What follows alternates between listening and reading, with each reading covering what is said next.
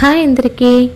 అప్పుడే సుష్టుగా టిఫిన్ పూర్తి చేసి తేయించుకుంటూ ఒక గిన్నెలో ఉడికించిన పల్లీలు వేసుకుని హాల్లో సోఫాలో కూర్చుని అవి తింటూ తను తినేసిన వేరుశనగ తొక్కలను ఇల్లంతా చల్లుతూ టీవీ చూస్తుంది అనసూయమ్మ. ఓసే సుధా, ఏం చేస్తున్నావే? ఇల్లంతా ఇలా చెత్తగా ఉంటే వచ్చి శుభ్రం చేయకుండా అన్న అత్తగారి అరుపుకి వంటగదిలో చేస్తున్న పనిని మధ్యలోనే వదిలేసి పరిగెత్తుకుంటూ వచ్చింది సుధా. ఇల్లంతా ఇందాకే శుభ్రం చేశాను అత్తయ్య. ఇందాకెప్పుడో చేస్తే ఇప్పుడు మళ్ళీ చెత్త పడింది కదా, మళ్ళీ శుభ్రం చేయి. తినడం పడుకోవడమేగా రెండో పని ఉంది నీకు. వెళ్ళు వెళ్ళు, వెళ్ళి ముందు చెప్పిన పని చూడు అనేసరికి మళ్ళీ ఇంటిని తుడవడం మొదలుపెట్టింది సుధా. ఏం నేర్పించారో ఏమో మీ అమ్మా నాన్న. కట్న కానుకలు ఎలాగూ లేవు, కనీసం ఇంటిని తీర్చిదిద్దుకునే లక్షణం కూడా నేర్పకుండా శనిగ్రహం లాంటి నిన్ను తెచ్చి నా నెత్తిన పెట్టారు అంటూ మళ్ళీ తినడం మొదలుపెట్టింది అనసూయమ్మ. అత్తగారు చెప్పిన పనిని చేస్తూనే హాయిగా ఆడుతూ పాడుతూ లేడి పిల్లల చెంగు చెంగున తిరిగే తను ఈ ఇంటికి ఎలా వచ్చానా అనుకుంటూ ఆలోచనలో పడింది సుధా. తలంబ్రాల పళ్ళం అందుకోండర్రా అంటున్న పంతులు గారి మాట పూర్తవకుండానే తలంబ్రాల పళ్ళాన్ని తెచ్చి ఆయన ముందు పెట్టింది సుధా. బంగారు మేనిచాయితో చక్కటి శరీర సౌష్ఠవంతో కలువరేగుల లాంటి కన్నులు, సంపెంగి ముక్కు, దొండపండు లాంటి పెదవులు, ఒత్తైన నల్లటి పొడవాటి తలకట్టు. ఒకసారి చూసిన వారెవరైనా సరే తల తిప్పుకోలేని అందం సుధ సొంతం. అరవిరిసిన ముద్ద మందారల్లా ముద్దుగా ఉన్న సుధ అందంతో పాటు ఆమె చలాకీతనం, అందరితోనూ కలిసిపోయే తన మాట తీరు కూడా స్నేహితుని పెళ్లి కోసం పట్నం నుంచి వచ్చిన శ్రావణ్ మనసును వచ్చినప్పటి నుంచి ఆకర్షిస్తూనే ఉన్నాయి.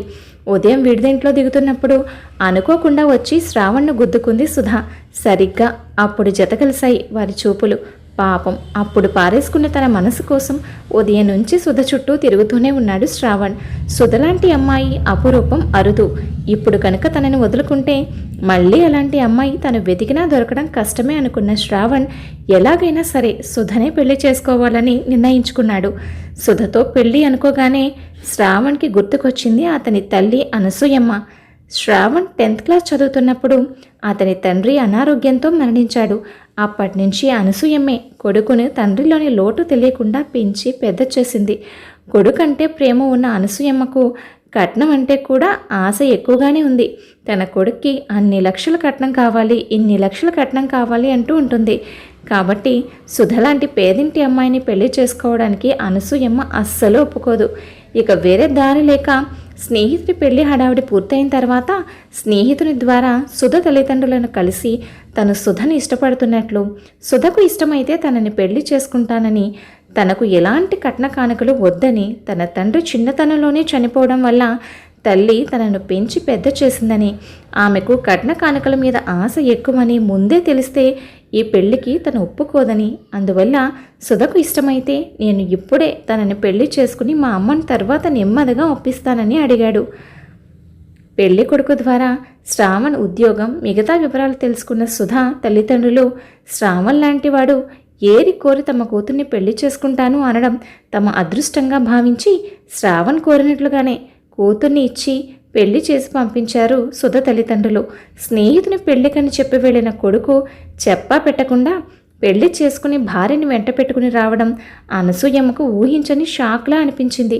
కానీ కొద్దిసేపటికి తేరుకుని అనసూయమ్మ గుమ్మల్లా ఉన్న కొడుకు కోడలికి పని మనిషితో దిష్టి తీయించి లోపలికి ఆహ్వానించింది. తనకు చెప్పకుండా పెళ్లి చేసుకున్నందుకు తల్లి ఎంత రాద్ధాంతం చేస్తుందో అని కంగారు పడిన శ్రావణ్ ఊహించని విధంగా తల్లి ప్రవర్తనకి అమ్మయ్య అనుకున్నాడు. దంపతులు అనసూయమ్మ కాళ్ల మీద పడి ఆవిడ ఆశీర్వాదం తీసుకున్నారు. అమ్మా, తన పేరు సుధా. తను కట్న కానుకలు తీసుకురాకపోయినా నిన్ను నన్ను జాగ్రత్తగా చూసుకుంటూ ఇంటిని నందనవనంలా మార్చగలదు అన్నాడు. శ్రావణ్ ఆ రోజు రాత్రి సుధను దగ్గరగా తీసుకుని, చూడు సుధా, నాన్న చిన్నప్పుడే చనిపోయినా అమ్మ ఆ లోటులు తెలియకుండా నన్ను పెంచి పెద్ద చేసింది. స్వతహాగా అమ్మ మంచిదే, కాకపోతే నా పెళ్లి విషయంలో కట్న కానుకలు ఎక్కువగా తెచ్చే సంబంధం చూసి చేయాలనుకుంది.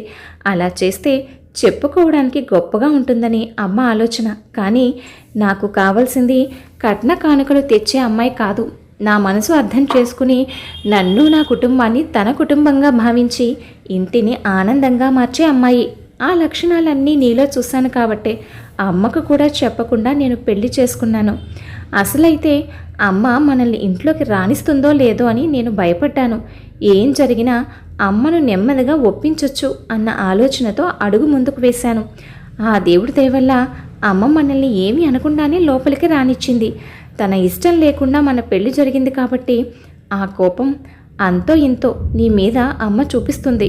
అమ్మకు నీ మంచి మనసు అర్థమయ్యే వరకు అదంతా నువ్వే నీ ఓర్పుతో భరించి అమ్మలో మార్పు తీసుకురావాలి. నీ వల్ల అది తప్పకుండా జరుగుతుందన్న నమ్మకం నాకుంది సుధా అంటూ భార్యను అల్లుకుపోయాడు శ్రావణ్. మరుసటి రోజు శ్రావణ్ ఆఫీస్కి వెళ్ళిన తర్వాత అప్పటి వరకు మన్ను తిన్న పాములా ఉన్న అనసూయమ్మ వంటగదిలో ఉన్న కోడల దగ్గరకు వచ్చి, ఏమే నంగనాచి, నువ్వు వలలో వేసుకోవడానికి అమాయకుడైన నా కొడుకి దొరికాడటే, కానీ కట్నం లేకుండా శనిగ్రహంలా మా కొంపకు దాపరించావు అంది. నాకేం తెలియదు అత్తయ్య, మీ అబ్బాయే నేను ఇష్టపడితే నన్ను పెళ్లి చేసుకుంటానని మా అమ్మా నాన్నల దగ్గరకు వచ్చి అడిగారు.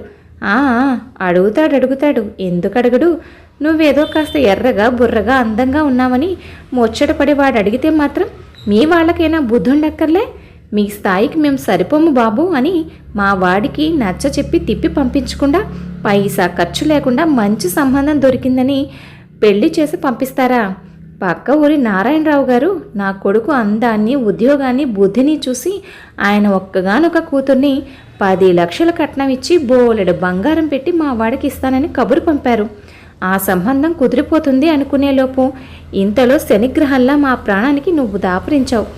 అంత పెద్ద మనిషితో సంబంధం కలుపుకుంటే చెప్పుకోవడానికి ఎంత గొప్పగా ఉండేది, అంత సర్వనాశనం చేశావు ముదనష్టపుదానా. చూస్తాను, నన్ను కాదని ఇంట్లో నువ్వెలా సంతోషంగా ఉంటావో అదే చూస్తాను. ఇదిగో ఇప్పుడు నేను అన్న మాటలన్నీ రాత్రికి మా వాడికి మూట కడదాం అనుకుంటున్నావేమో.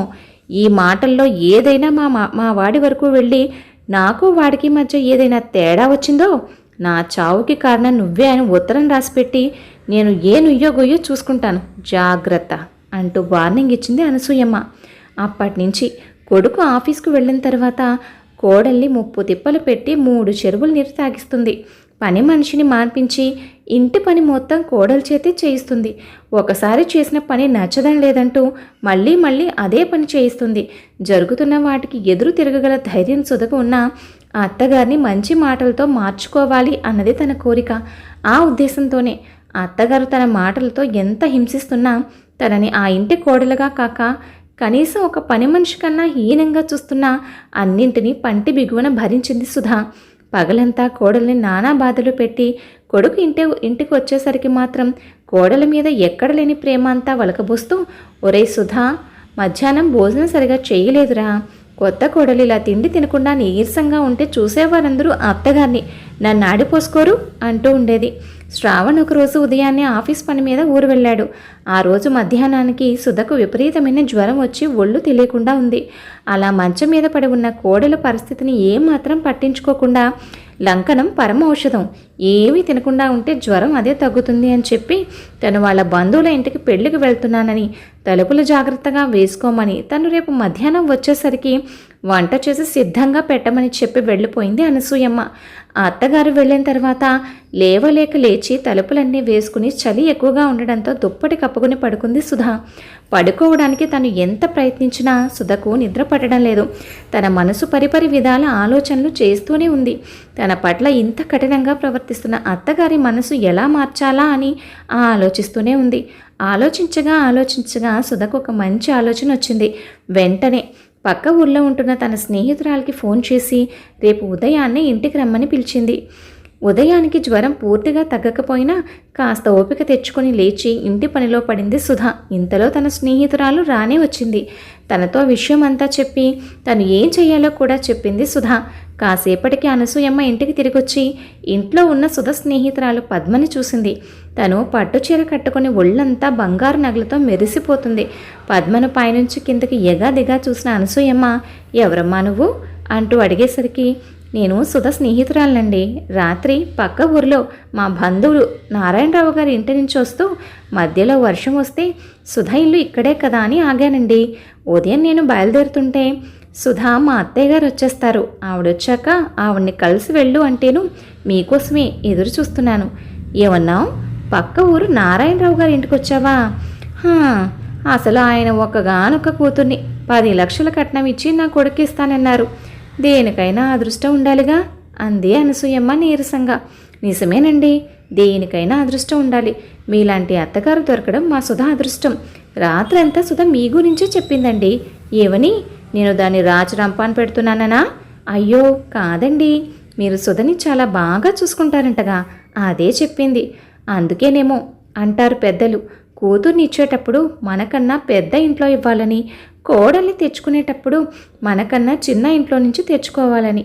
మీరంటున్న మా బంధువులు ఆ నారాయణరావు గారి అమ్మాయికి కూడా పెళ్లి జరిగింది. ఆమె అత్తగారు తనని ఇంట్లో పనులు చేయమంటుందని బోలెడు కట్న కానుకలు ఇచ్చి పెళ్లి చేసుకుంది, నీకు చాకరీ చేయడానికా అని ఆ అమ్మాయి ఎదురు తిరిగిందట. ఆ అత్త కోడళ్ళు ఇద్దరి మధ్య గొడవలు మరింత పెరగడంతో చివరకు ఆ అమ్మాయి చేసిన పనేంటో తెలుసా? ఏం చేసిందేంటి? ఆ అత్తగారిని ఇంటి నుంచి తన్ని తరిమేసిందా అంటూ అడిగింది అనసూయమ్మ ఆత్రంగా. అలా చేసినా బాగానే ఉందనండి. కానీ పాపం ఏదో మందు పెట్టి ఏకంగా పైకే సాగనంపింది. అయ్యో అయ్యో, ఎంత ఘోరం! ఇంకా నయం ఆ అమ్మాయిని నా ఇంటి కోడల్ని చేసుకోలేదు అంటూ గుండె పట్టుకొని నిలబడిన చోటే చతికిల పడిపోయింది అనసూయమ్మ. కరెంటు షాక్ కొట్టిన కాకిలాగా కింద కూలబడిన అనసూయమ్మతో వెళ్ళొస్తానండి అంటూ చెప్పి పద్మ వంటింట్లో ఉన్న సుధకు సైగ చేసి బయలుదేరింది. ఇక అప్పటినుంచి అనసూయమ్మ తను చేసిన తప్పులు తెలుసుకొని కోడల్ని కూతుర్లాగా చూసుకుంటూ ప్రతి పనిలోనూ సుధకు చేదోడు వాదోడుగా ఉంటుంది. తనకు రెండు కళ్ళ లాంటి తల్లి భార్య కలిసిమెలిసి ఉండడంతో ఆ ఇల్లు శ్రావణ్ కోరుకున్నట్లుగానే నిజంగానే ఆనంద నిలయంగా మారింది. కథ విన్నారు కదా అండి? కథపై మీ అభిప్రాయాన్ని తప్పకుండా కామెంట్ చేయండి. మరొక మంచి కథతో మళ్ళీ కలుద్దాం. ఉంటాను మరి.